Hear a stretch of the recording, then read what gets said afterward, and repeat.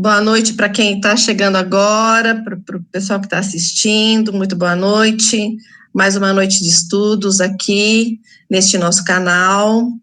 A gente gosta muito, né, de estudar, a gente gosta muito de aprender, né, as coisas, e se a gente estudar junto é muito mais gostoso, né, muito melhor. Os meus slides, gente, não são tão sofisticados, né? Porque eu sou uma pessoa que não sou visual. Então, calcula o problema de fazer uma apresentação no PowerPoint. Mas tudo bem, né? Eu acho que, né, cada um usa o seu talento como veio ao mundo, né? A Fernanda entrou. Boa noite, Fernanda, amorzinha.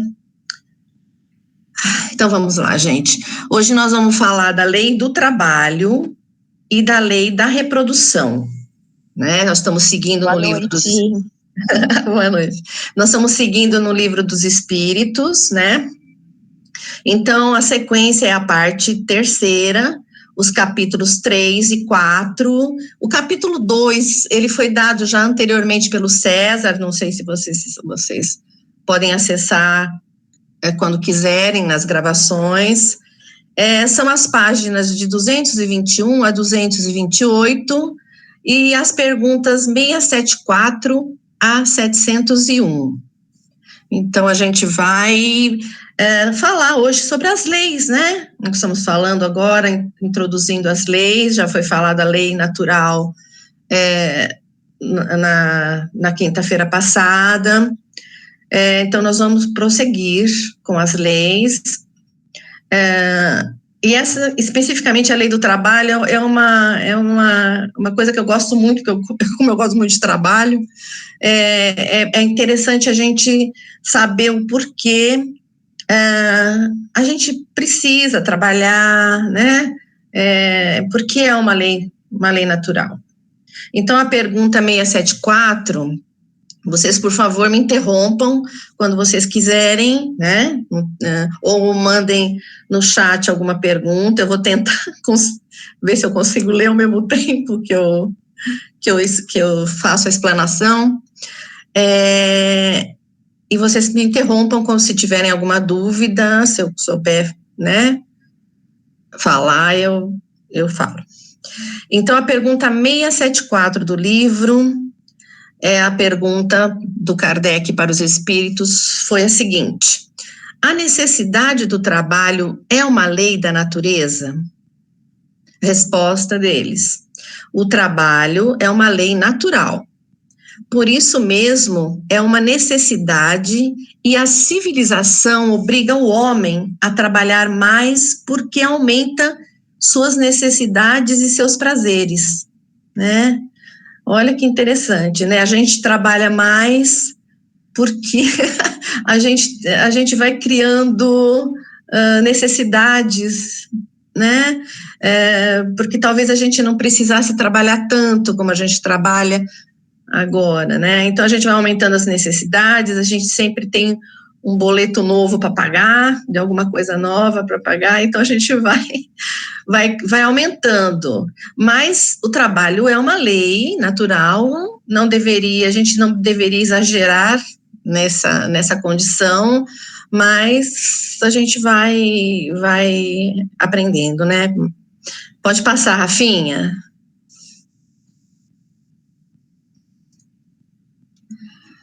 Então vamos para... Eu quis aqui, gente, pôr as perguntas como elas estão no livro, porque tá tão bem explicado que vou fazer alguns resumos durante a explicação, mas tá tão bem explicadas as respostas que eu resolvi copiá-las na íntegra. Então, a pergunta 675. Não se deve entender pelo trabalho senão as ocupações materiais? Aí a resposta: não. O espírito trabalha como o corpo. Toda ocupação útil é um trabalho. Então, a gente Obrigada, Dani. A gente não trabalha só o corpo, né? Enquanto o nosso corpo está trabalhando, a nossa mente também está trabalhando, né? Também está aprendendo, também está evoluindo. A gente, inclusive, usa, né, a nossa capacidade intelectual, a nossa capacidade mental para pôr no nosso trabalho, né? Então, trabalha o corpo também, quando é alguma atividade braçal ou não, né? Pode até ser, você está sentado, mas você está trabalhando, de alguma forma. Então, a pergunta 676. Por que o trabalho é imposto ao homem?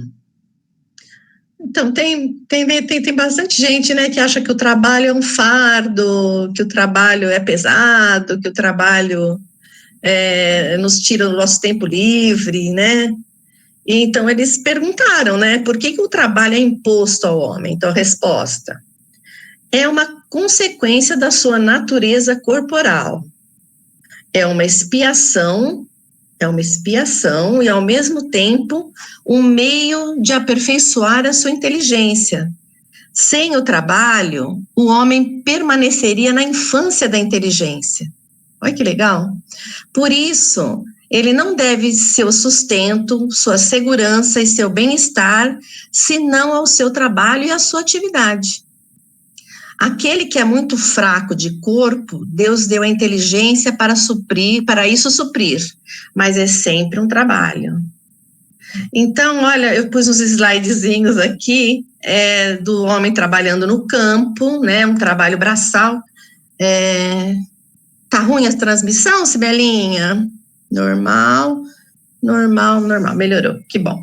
Vocês me avisam, por favor, se eu travei, se eu tô falando sozinha, alguém dá um grito. Eu acho que era a internet da minha tia, viu, Dória? Porque aqui não travou nada, viu?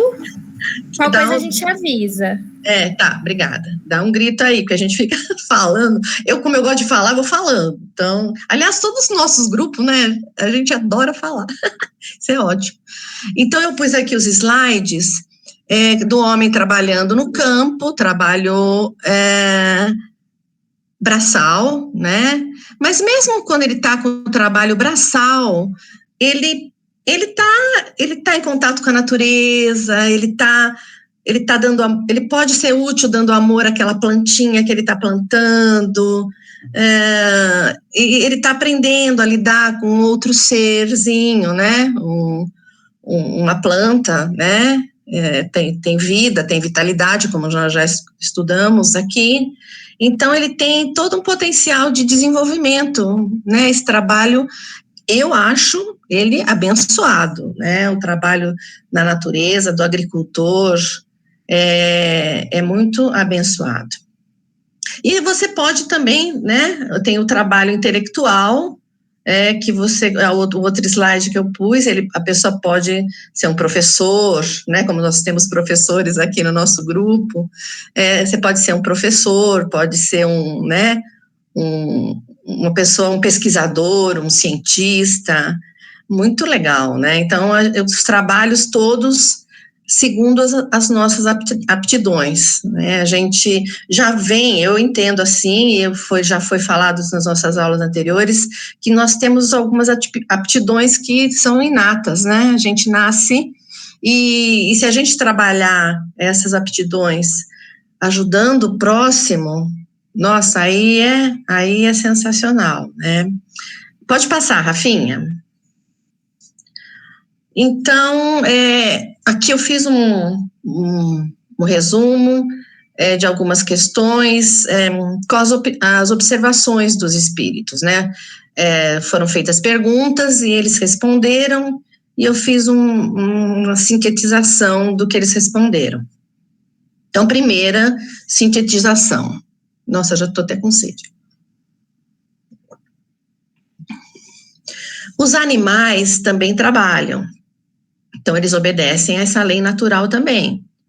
Mas seu trabalho é limitado ao cuidado de sua conservação. Por isso, seu trabalho não os conduz ao progresso material. Você vê que eles não fazem casa, quer dizer, fazem, né? Tem o João de Barro que faz a sua casinha, mas assim, não aspiram, né, a um progresso material, é somente para a sua conservação, para a conservação da sua espécie, né? E, entretanto, seu trabalho ajuda muito ao objetivo final da natureza.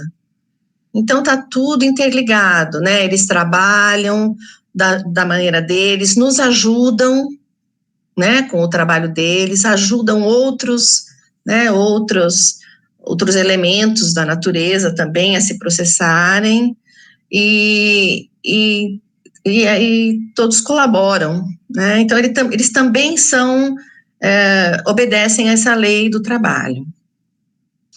A natureza dos trabalhos é relativa à natureza das necessidades. Quanto menos necessidades materiais, menos trabalho material nós temos, né, que ter. Então, na escala dos mundos, né, por exemplo, nos mundos mais aperfeiçoados, o trabalho... Nossa, alguém me ligando. Nos mundos mais aperfeiçoados, o trabalho material é bem menor, né?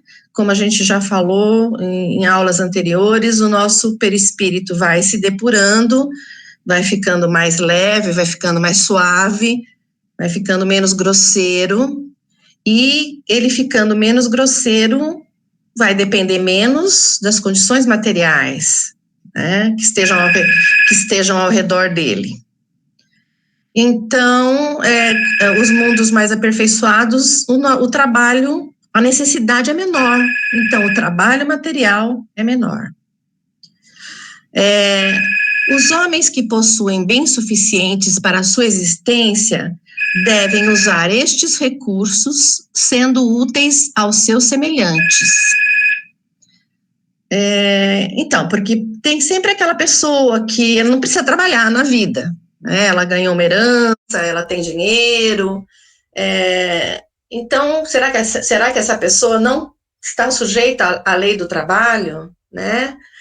Também está sujeita, porque os bens que ele possui, eles podem gerar trabalho, né, para que outras pessoas possam trabalhar, para que outras pessoas possam se desenvolver, e é isso que é esperado, né, das pessoas que têm grandes fortunas, que gerem progresso, né, para o trabalho para todos. Por isso mesmo, uns devem ajudar aos outros nos cuidados materiais. Entretanto, aqueles que ficam exclusivamente na dependência de outros não farão a progressão necessária para seus espíritos, né? Então, é uma frase interessante deles, né? Porque a pessoa talvez ache que se o outro tem dinheiro, né, deva ficar ali, né, sendo sustentado, né, por quem tem mais, mas aí ela não progride, né, o que tem que progredir não desenvolve as suas capacidades latentes, né, então, a dependência de outros não é um bom negócio. A gente pode, em determinados momentos, que depender de outras pessoas por incapacidades qualquer, mas isso, né, deve ser uma coisa mais periódica, né, mas tem que se buscar o progresso através do trabalho. Pode passar, Rafinha.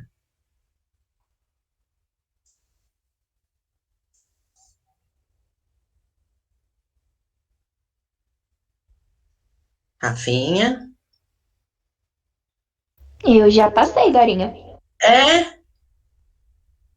Putz, eu que acho que travei. Peraí, não tô travada não, né? Vou tentar mudar aqui, só um instante. Não, tá. Já vi, é que acho que eu que dei o meu é que deu uma travada aqui, mas vamos lá. Às vezes o PowerPoint demora no Meet para aparecer para a gente mesmo. Para a pessoa que muda é mais rápido. Eu vejo isso na gravação. Às vezes dá um delay mesmo, viu? Entendi. Mas vamos lá, a gente vai estar aprendendo também, né, essa arte agora. Mas eu reparei isso. Eu fui assistir algumas aulas que eu não assisti depois no YouTube e eu percebi isso, que às vezes o palestrante que estava apresentando estava num slide, mas não estava mostrando aquele slide. Então é normal demorar um pouquinho para aparecer. Então tá, obrigada. Vamos lá, então continuando, né, algumas observações que a gente fez. O repouso após o trabalho também é uma lei natural. Olha que legal, né? Graças a Deus, não é só trabalho. O repouso também é uma lei natural, necessária à recuperação do corpo e para dar mais liberdade à inteligência. Olha, é interessante, né? A gente tem que trabalhar, é uma lei natural, o trabalho é necessário, mas o repouso também é necessário, né? Quando a gente está repousando, a gente pode fazer um outro uso da nossa inteligência, né, da nossa capacidade, né, tipo um estudo, né, um aprimoramento de alguma, né, de alguma profissão, ou mesmo espiritual. Então, o repouso é necessário, isso é muito interessante. E o limite do trabalho é o limite da força do homem. Então, a gente não deve ultrapassar as nossas forças no trabalho, para que a gente não fique doente, né? Para que vai sobrecarregar se não tem a necessidade? A necessidade da sobrecarga é aquela que nós vimos no começo ali, né?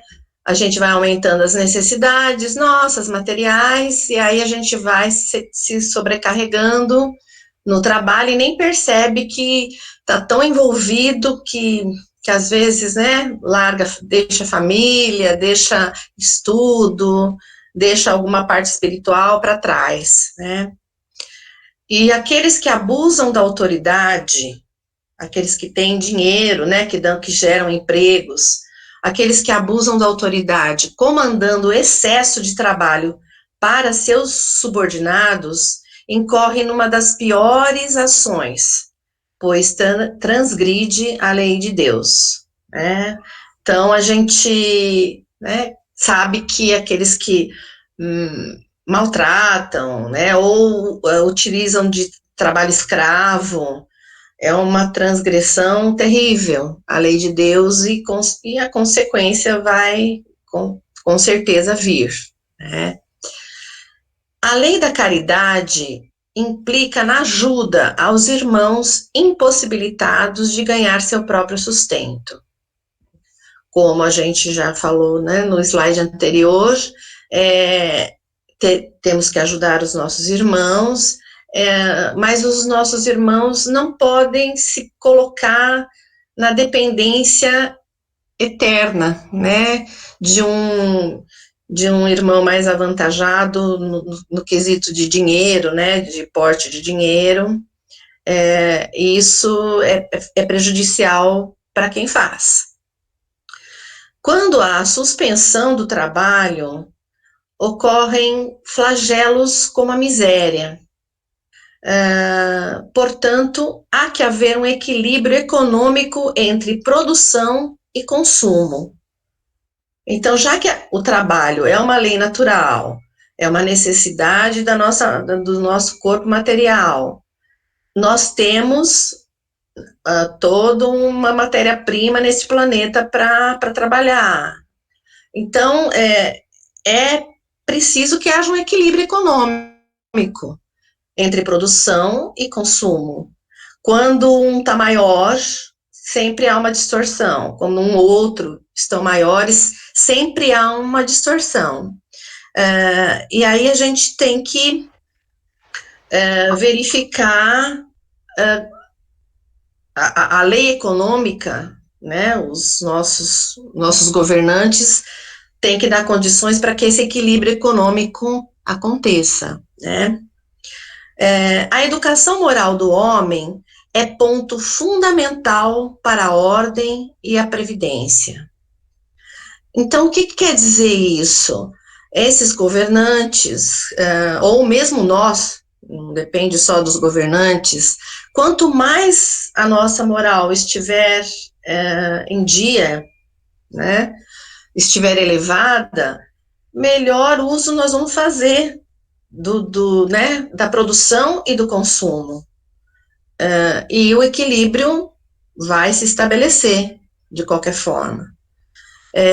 Então, a educação moral é o objetivo nosso, para que a gente possa coordenar todas essas atividades econômicas, o trabalho, o repouso, a caridade, para que a gente possa estar fazendo um progredindo.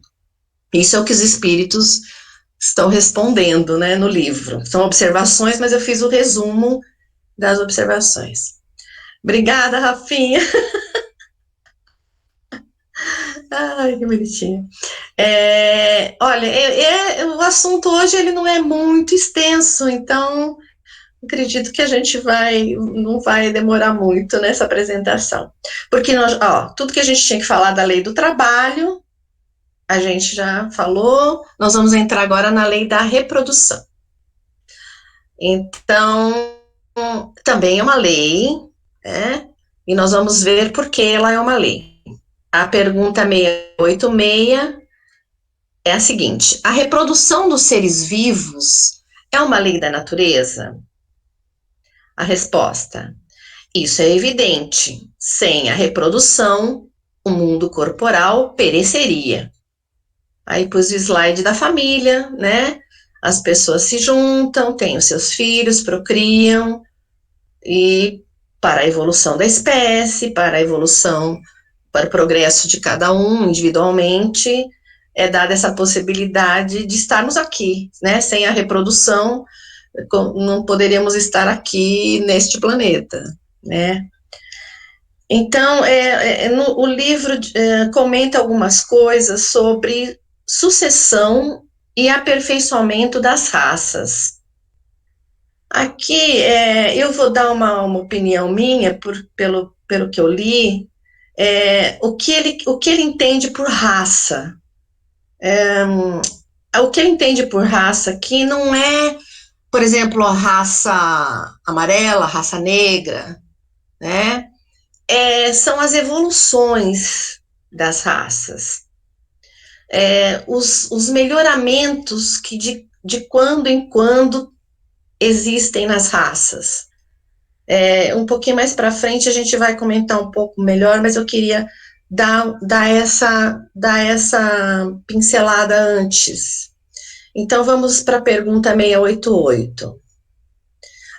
Neste momento, raças humanas que diminuem, evidentemente. Chegará um momento em que elas terão desaparecido da Terra? Resposta: é verdade, mas é que outras tomaram seu lugar, como outras tomarão o vosso um dia. Então, o que ele quis dizer aqui é que as raças vão se aperfeiçoando ao longo do tempo, dos milênios, né? Porque uma evolução de raça demora milênios. Os DNAs que estão se modificando, a gente percebe que está passando por isso agora, né? Diz que vamos passar da base carbono para a base cristalina, então demora milênios para acontecer essas mudanças de raça. Pode virar, Rafinha? Vamos continuar aqui, que aí a gente vai entender melhor. Peço que, se vocês não entenderem, a gente revê esses slides, alguma dúvida nessa progressão das raças, porque é importante. Pergunta 689. Os homens atuais são uma nova criação ou os descendentes aperfeiçoados dos seres primitivos? Resposta: são os mesmos espíritos que estão voltando para se aperfeiçoar em novos corpos, mas que estão ainda longe da perfeição.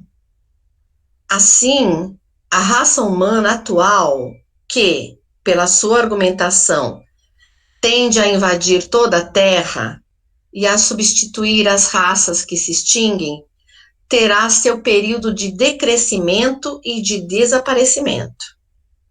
Outras raças mais aperfeiçoadas a substituirão, descendendo da raça atual, como os homens civilizados de hoje descendem dos seres brutos e selvagens dos tempos primitivos. Então, eu pus esse slidezinho, né, do macaquinho virando homem estralopiteco, sei lá, não sei como é que chama, e assim é evoluindo, né, Homo sapiens. Eu acredito que ele quis se referir, né, a essas evoluções de raça, ao homem, né, até chegar no homem, o homem agora um pouco mais aperfeiçoado e transformado, né, a gente vai nascer, a gente vê os nossos filhos como são diferentes, né, da gente geneticamente, né, então é muito interessante, mas se os corpos são novos e mais aperfeiçoados, somos nós mesmos que estamos vindo nesses mesmos corpos, né? Os nossos espíritos que ganharam, vamos dizer assim, a oportunidade de se apresentar em corpos, de vivenciar em corpos mais aperfeiçoados. Então, na minha opinião, eu entendi dessa forma essa questão. A genética vai se aprimorando, por exemplo, o cérebro nosso, né, a gente tem os estudos do cérebro que né, essa parte nova aqui, assim, de milênios, né, que é o pré-frontal aqui nosso, isso são aperfeiçoamentos, e a gente vai, conforme nossos espíritos também vão evoluindo, a gente vai ganhando melhores condições de se apresentar na encarnação, né? Então, não sei se ficou claro o que ele quis dizer, se eu consegui passar o que eu entendi também, se alguém tem alguma outra hipótese, depois a gente conversa. Ô, Dora, vou até aproveitar e fazer um comentário. Eu concordo com você, e eu até quando eu estava vendo a aula dos animais, eu vi algumas observações de que exatamente isso que você falou. Como Kardec ele usava a nomenclatura da época, às vezes ele usou umas nomenclaturas erradas. Então, quando ele às vezes falou raça, ele não quis dizer raça.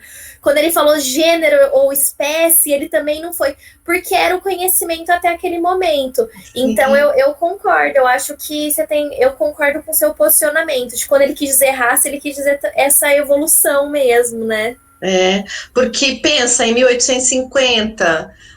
Você falar de genética, até bem Darwin, né? Sim, até Darwin, a teoria da evolução é de 1858, se eu não me engano, alguma coisa assim. Então estava começando, né?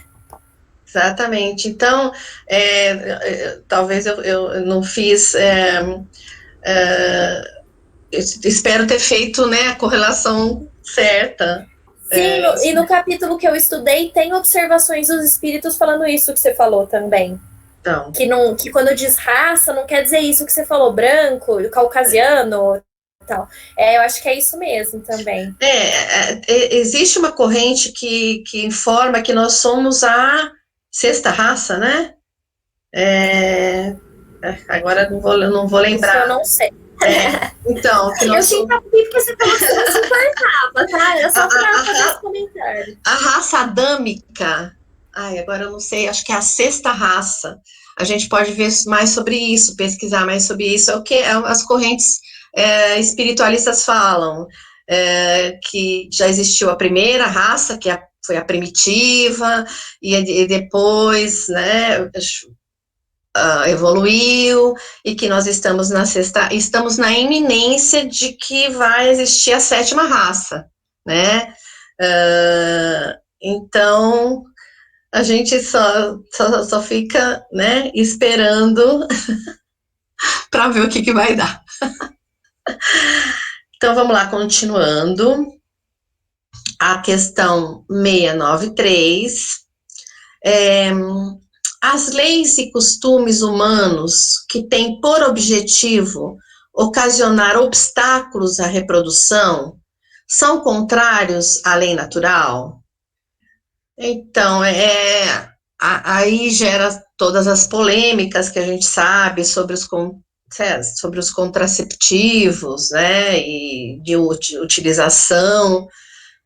Então, ele responde o seguinte, que já naquela época já se evitava, né, a reprodução de alguma maneira, em 1800 e pouco, então por isso que ele fez essa pergunta, ou já existiu anteriormente, né.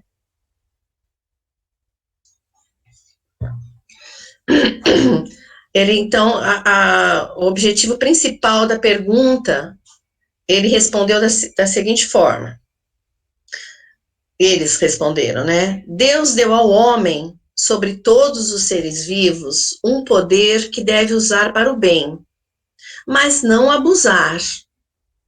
Ele pode regrar a reprodução segundo as necessidades, mas não entravá-la sem necessidade. Então, não está, né, segundo a resposta que eles deram, não está proibido, né, fazer um controle sobre a reprodução humana, mas o excesso, né, que é o problema, segundo eles, né, fazer sei lá, tirar, né, a vida de uma criança, tipo, como um aborto, segundo eles, entravar, né, e por mais questões que a pessoa tenha, né, ela talvez seja considerado sem necessidade, né, e a necessidade sempre é do espírito nascer, segundo a doutrina espírita, né, o espírito, ele tem que ter a oportunidade, ele tem que reencarnar para evoluir, então, tá bem claro aqui nas palavras deles, né. E uma observação interessante os animais, né, que não tomam nenhum contraceptivo, eles mantêm o equilíbrio pela própria conservação. Então, eles também obedecem essa lei da reprodução, eles também, né, como é que eles se conservam. Aí a gente vai ver um pouquinho mais para frente, existe a lei da destruição, né, existe o controle, né, a cadeia alimentar, que é o controle de reprodução, quando uma parte da cadeia está ausente, aquilo se prolifera e a gente vê muitos desequilíbrios, né. Então, eles também obedecem essa lei e pela própria conservação, né. E aí ele fala também, acho que esse aí é o último slide, né, Rafinha? Sim, é o último, Dorinha. Olha, o assunto foi bem curtinho hoje, mas é um assunto meio né, polêmico. Então, vamos lá. Ele fala também sobre casamento, celibato e poligamia. Então, o que os espíritos nos responderam sobre esses temas? Ele fez diversas perguntas e eu fiz o resumo aqui que eu achei mais interessante, né? O casamento é um progresso na marcha da humanidade. Sem ele, seria o retorno à vida animal. Sua indissolubilidade é uma lei humana contrária à lei natural. Olha que interessante que eles falaram, né? o casamento é um progresso, porque evita, né, a promiscuidade, e porque sem ele seria um retorno, né, à vida animal, e eles acreditam, né, então, nos falaram que pode se dissolver, né, você ficar casado até que a morte nos separe é uma lei humana, né,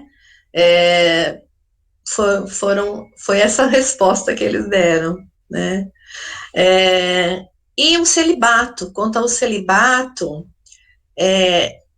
se for por egoísmo, né, aquela pessoa que ela está evitando se relacionar ou casar por motivos egoístas, né, que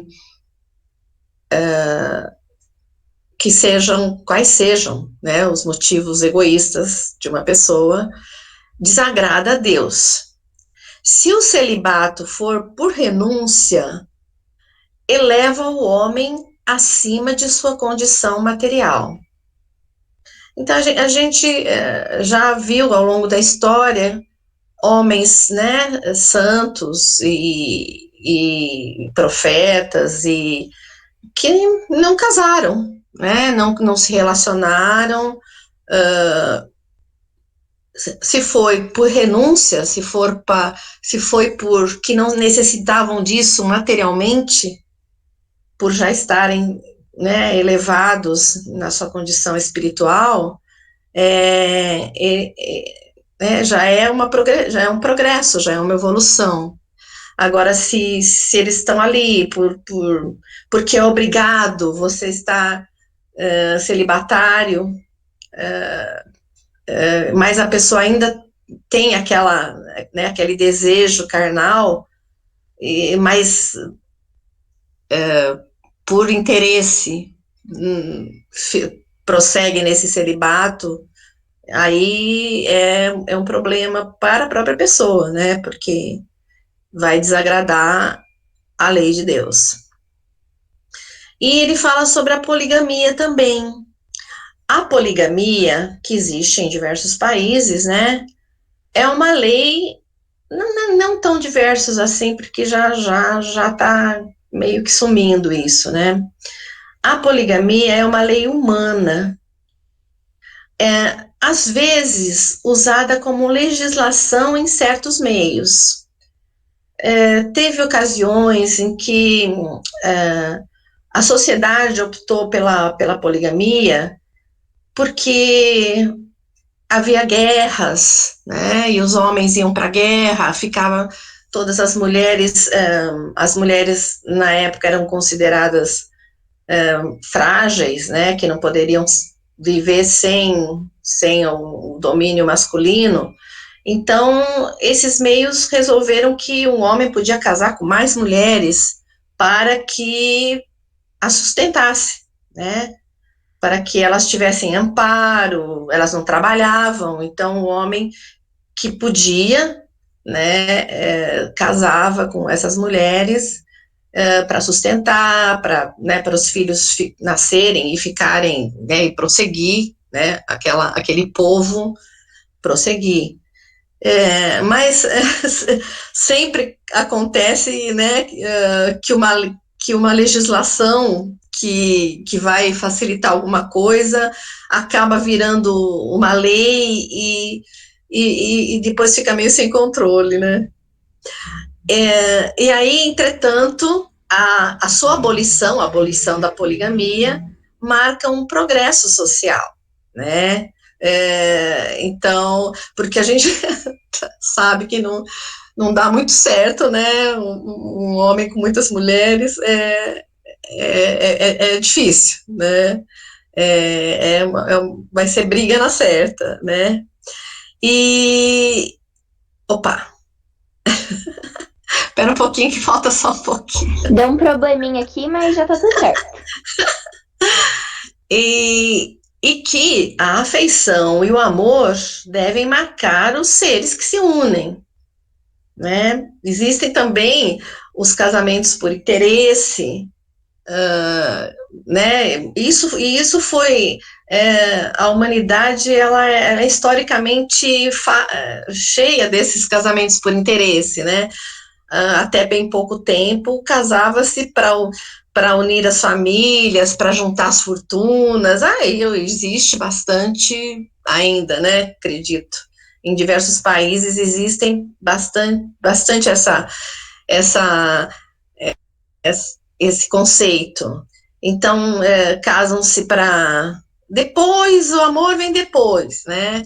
Se vier, ótimo, né? Então, eles aprenderam a conviver assim, mas o que deve marcar uma união, né, é sempre o amor, o respeito, a afeição. Quando é uma união por interesse, via de regra, né, vai ter problemas entre o casal, né, vai dar briga, ou vão logo um enjoar do outro, ou sei lá o que for, né, e os filhos vão assistir essas uniões infelizes, sem amor, não vão ficar comprometidos psicologicamente, né. Gente, é isso. Foi rapidinho hoje. Foi rapidinho hoje as nossas aulinhas, a nossa lei. Então, vamos ver se alguém tem alguma dúvida, ou fala, ou tem algum comentário.